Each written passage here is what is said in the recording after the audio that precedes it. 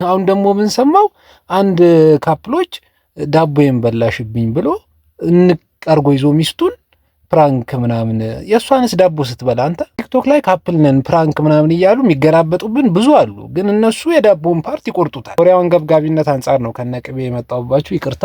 ብቻ የልጅቷ ስታለቅስ ውበቷን በመመልከት ለብቻዋ አካውንት ይከፈትላት አንተ መቀለብ ካልቻልክ እኛ እንቀልባለን ምናምን እያሉ አይቻለሁና ጥሩ አይደለም። ወሬ ስታገኙ ግን ንገሩኛል። እውነት አንዳንድ ሰው ከነቅቤ እስከሚመጣ ድረስ እንዴት ነው ከባዳም ሰማው የቅርብ ሰዎች ምን ትሰራላችሁ?